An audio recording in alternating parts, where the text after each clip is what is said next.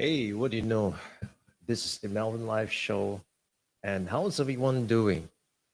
Today, we want to continue talking about the aspect of, looking at the various systems that kind of help you to be able to create a system so that it doesn't require you to be always there. So, recall yesterday and the day before, we were talking about the idea of wanting to be able to take a gap year, right? And so taking a gap year would require, in a way, the need to have a business still function.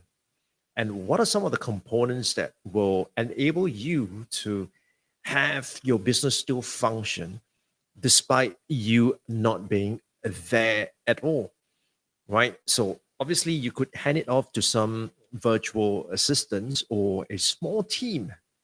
And for the most part, for us, we're looking at this idea of a one person, 1 million all digital business. So yes, while we are able to engage a small team, we can have a few people who are, essentially just individuals that can help us implement some of the things while we're not there, just set certain things up. They are not exactly our employee. So that it's the model and that is the way that we want to take it forward itself. Right. And so where did I get all these ideas from? Now, of course, today we're going to be talking about the books that have given me that clarity as well as that ability to look at how I'm able to create something like a system that is able to put in place and help me run my business. So I want to give you a little bit of a context here. In 2004, I decided to move from working with the small, medium sized enterprises. I decided to work with schools. And so, in that transition itself, one of the key things that I was looking at was that how can we actually get people to want to work with us without us having to make cold calls, right? Remember, this is 2004. So during those days, people like us, we were still making cold calls. But I found that the when you start making cold calls, it is not only inefficient, but it can be very, very demoralizing as well. And so I want to find a way to overcome that and yet to be able to get people's attention. And so there were a few methods that we tried, one of which was I recall that we would set up this database of fax numbers. If you guys know what a fax machine is, right? We will set up a list of fax numbers that we want to send it to. And so we will then we will leave one computer running and we will let the computer send out all the faxes the night before. And so the moment when we get into the office the next day, all the faxes are already out. And by the time we call the office of those people that we sent the faxes to, they would have received our faxes. And the reason I know that is because I used to work in civil service, and what we do every morning when we get into the office is we will look at the list of faxes that comes in, and each and every piece of fax that comes in, we will actually have to stamp them. So this is like a protocol. And the reason why we do that is because we want to make sure that if there is any form of communication that came through that fax machine, through that fax number itself, we want to be able to capture that. And so I know that in civil service, that is the protocol, at least at the point in time. And so we came up with this plan. uploaded a list of fax number and we just sent it out the night before. And so by the time when we get to the office and when we call, it wasn't a cold call anymore. It was a call that people would have seen the faxes, and there will be that 1% deeper in terms of affinity, right? They will not be hearing about us for the first time. Instead, they would then be able to know that, yeah, I'm looking at this facts and tell me more, right? So that was one method that I came up with. The other method that I came up with was that we were sending like emails to all these people who are in charge of training and development. Now, of course, if you just send an email and say that, hey, I'm a trainer and I can come in and do all this fantastic program for your people, it's probably going to land into their trash, right? Because I'm sure they get a lot of such emails itself.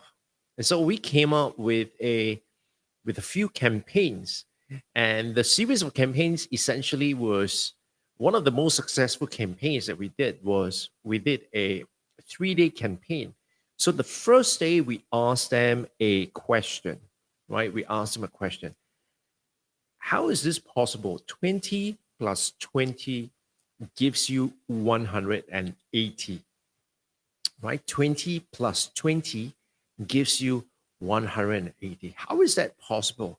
Well, it is possible with innovation. So check out the second email tomorrow to find out how this is possible. So that was the first email. So the main gist of it is that the subject line of the email itself has to be attention grabbing. And of course, that kind of piques people curiosity, like, 20 plus 20 equals to 180. What are you talking about? And then of course on day two, that's when we reveal what does it mean when we say 20 plus 20 equals 180, right? We explain the process itself. How were we able to get 180 new ideas that are creative and innovative? And then we would then tell them, this is how we do it. If you want to know how to do it, do not miss tomorrow's email itself. And so on the third day, that is when we kind of reveal the curriculum of the training program that we do. And so by then it would have gotten their attention. Secondly, it would have demonstrated to them that it is possible because other people have done that. And then the third email is to share with them, this is how we do it, right? And of course, the call to action was get in touch with us. And of course, we then we then take the step to connect with them and to give them a call itself. So the few things happen here. I mean, one is that we will get these people to first and foremost acknowledge that your emails are innovative, right? Because if I'm going to be selling you a innovation training program, then of course I need my email to be innovative. My email cannot be the run of the mill type of email, EDM, for example, right? So it has to be innovative, right? So that it's another system that I've put in place. So of course, after that, along the way, I kind of learn how I'm able to put in place some of this system and how then I'm able to build up that referral machine, this referral machinery that is able to generate leads for me year after year after year after year, even as we speak right now. Right. And so today I want to share with you the three books that kind of shape the way I think about systems and how it kind of puts me into this preparedness of thinking about creating system for my business. So book number one. Now, book number one, it's a Not a common book, and you probably can't find this book in your regular bookstore itself, right? And so this book is called the Organizational Learning Journey Toolkit, right? So the Organizational Learning Toolkit. Now, this is a great book because it has all the concepts of systems within the book itself, and then it has a short explanation. Of course, if you want to dive deep into that, then that's where you can go and look for the original source of the material. But one of the concept that really stuck with me in this from this book itself, it's this one. It's called the Letter of Inference. Now, what exactly is letter of inference? Now, letter of inference essentially means that many a times when we see certain things that is happening, what we are actually saying is just at the surface level. What we need to do is to dig deeper into why is this happening. So if I can give you an example, let's say you are dealing with this person, and this person, it's, I mean, he's unbelievably nice person, right? He is someone who tells it like it is. He is someone who is respectable. The only thing is that he always tends to be late when it comes to appointments, right? And so the first few time when he was late, you kind of like, okay, I mean, it's this is what it is. Sometimes people are late, but over time, you kind of see that this pattern starts recurring. And so it's no longer a one-off thing. It's something that happens quite frequently. And so when you see that itself, what do you think of this person? Are you just going to think of this person as someone who is a late comer, someone who is always late, right? Someone who is always not on time, for example? Or how do you see this person? And so the for the most part, most of us would be saying like this person is like, oh, this guy is never early, right? So if he asks to meet at 10:30, even if I show up at 10:45, I'm gonna be good because he's probably gonna come in like 10 to 15 minutes late. And so that is one way of looking at it. But if you just stop there, what you're observing is just the manifestation of the behavior. So what we want to do is we want to go deeper into those behaviors and say, what are the things that are causing these behaviors? And so the letter of inference allow us to draw certain conclusion about why this person is always late. And so that would require us to have some level of curiosity instead of just being very judgmental and just jump to conclusion and say that, wow, this guy is always late. Instead of doing that, it's more of let's find out a little bit more. And the finding out a bit more, it's really that aspect of understanding what's going on in the mind of this person itself.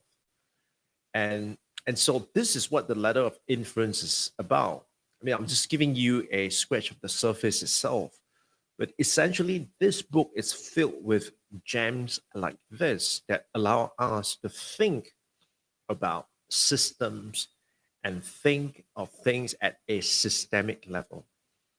So how does this apply to a 1% 1 million or digital business?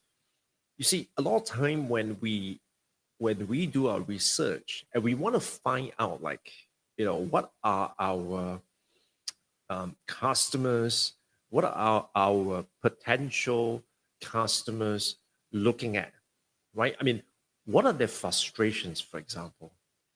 And this is where we want to go and dive deep and say that, okay, you know, perhaps let's look at what are they doing. If they are always asking for with help me decide on whether I should use software A or software B, or perhaps their frustration is help me decide on, or they keep asking questions about, like, what is the minimum to start when you want to embark on a project like this. you know in my case, what I like to do is I always like to see how people join, for example, like Facebook groups, and what exactly is their behavior behind, what is their reason behind some of the behaviors that they do. Are they really there to network, or are they there to fish for information, or are they there to look for customers, right? So there are many, many things that we could look at. So sometimes the things that people do, there are fundamental, deeper reasons than that itself. So a great book. Um, Unfortunately, I think you might not be able to get it at the regular bookstore. You you might be better off if you try at one of those educational bookstores itself. So that's book number one. Book number two, it's a book called Membership Economy. Now, I'd like to show you this book itself. This is a very, very interesting book to me. And the reason why I say that this is a very interesting book, it's because an idea of it gives you an idea of why membership.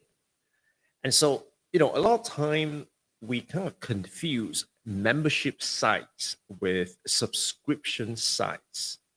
So, what is the main difference, right?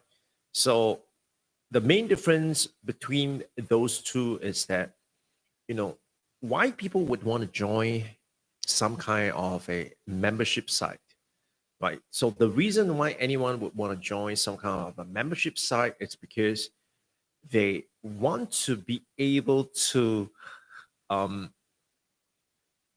feel a sense of belonging, right? To be able to interact with people who are like-minded. And that's one of the things that, you know, drives people to want to join a membership site, right? And so the thing here really is that this book really tells me a few things. One is that, you know, the online space is really, really a fascinating place because you could use the internet to look for a very niche group of people with similar desires and characteristics that, under normal circumstances, you would not be able to develop a viable business. And the reason why I say that, it's because, say for instance, right here in Singapore, there are not that many people who are interested in live streaming. However, right? And so if am just going to be looking at professionals who want to do live streaming and how I can help them do that, I'll probably run out of people to talk to very, very quickly. But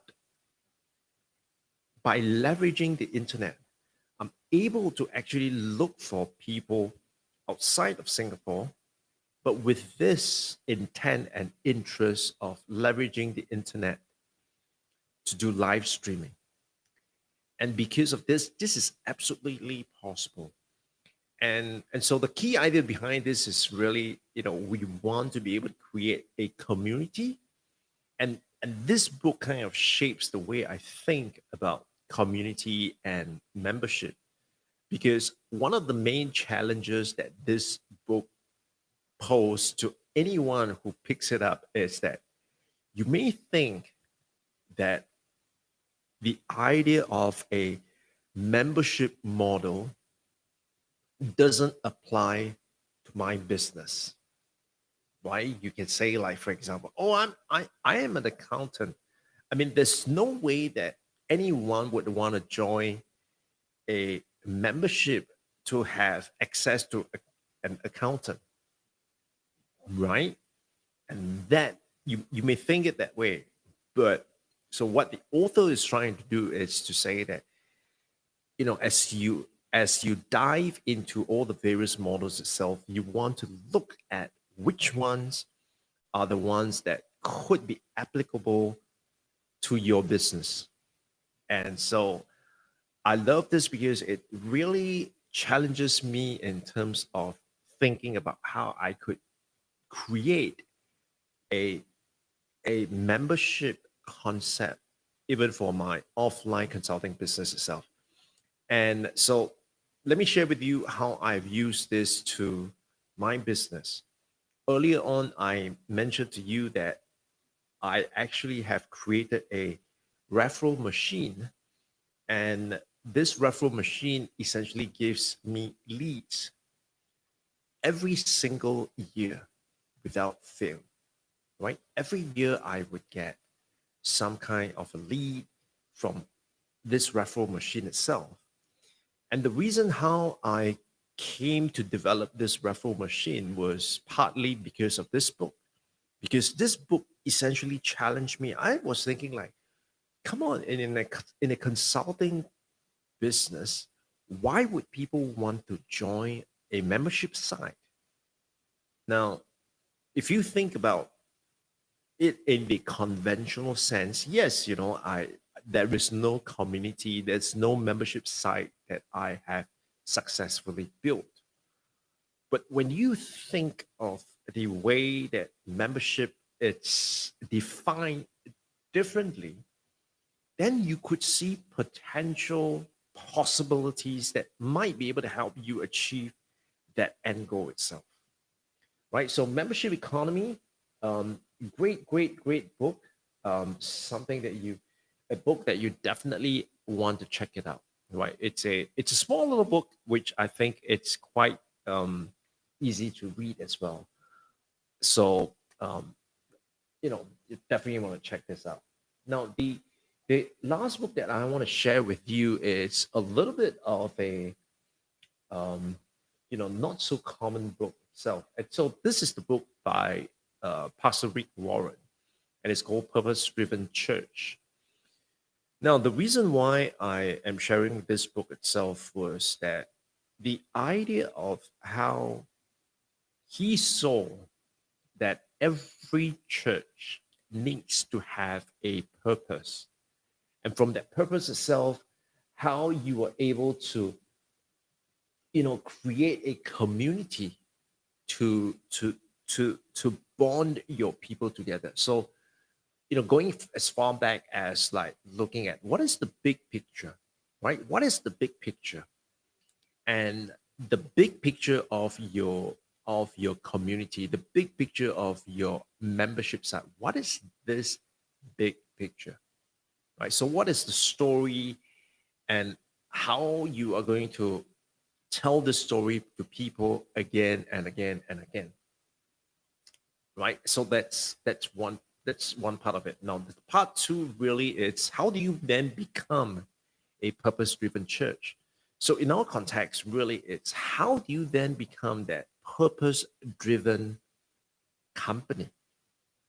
And so, we want to ask ourselves, what is it that drives us, right? Well, some people are driven purely by just financial.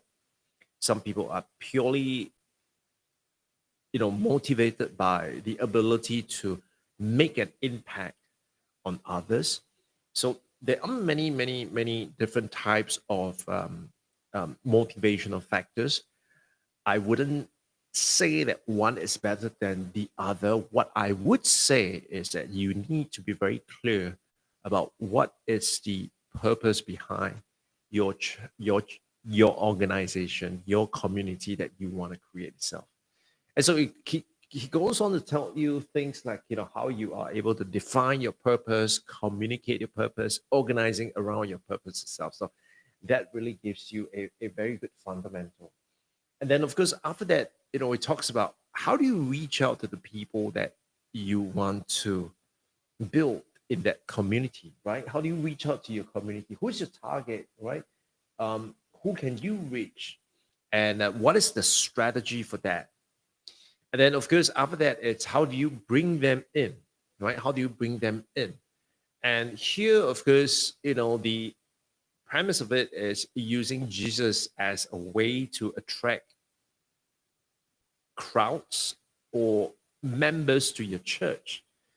The thing here is, what is that draw, right? What is that promise that you have that's able to help you bring people into your community? So, for example, this show, right? This show, the promise is to show you this 1%, 1 million all digital business. That is the main thing, the main story, the main desired outcome of this show. Now, of course, if you are tuning in and you want to build something like this, then this show is for you. If you're not, then this show is not for you. It's as simple as that, right? And then, of course, after that, it's more of like how do you design your entire organization so that when people step in, they are in all of it, right? They kind of feel like this is the place that I never knew I needed to be at. All right. And then, of course, lastly, how do you build up the organization? How do you build up your community itself? So this is a great book, although it's in the context of building a church. But what you can do is to draw that parallel, and from the parallel itself, you would then be able to see how this book can actually apply to you and help you build that community and build that system itself. Well, we will go a bit more in depth into the book at some stage itself because I really want to share with you what are some of the parallels that you can draw from there and how you could greatly benefit from this book. So even if you're not going to be, reading this book itself, what I would do is, in our community, I will be sharing with you the book and what are some of the key things that you can take away from that book itself. All right. And so this kind of wraps up today's episode itself. So the three books, um, organizational learning journey toolkit. That's book number one. Book number two is the membership economy. And book number three is the purpose driven church. Have you read any of these books? And what do you think of these books in terms of helping you create this 1%, 1 million all digital business? And share that with me in the comments. If you found this video to be useful, please go ahead and hit the like button. Give me a thumbs up. That would mean a lot to me.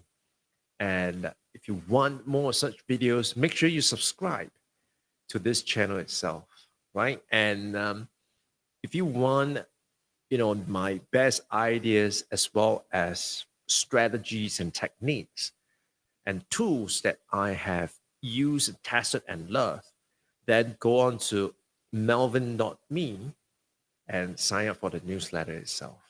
All right, with that, I thank you so much for being here. You can be someplace else, but you chose to be here with us, and I totally appreciate that. And I will see you on the next one. Tomorrow we'll be talking about a flywheel. So if that's what really interests you, make sure you check us out. All right.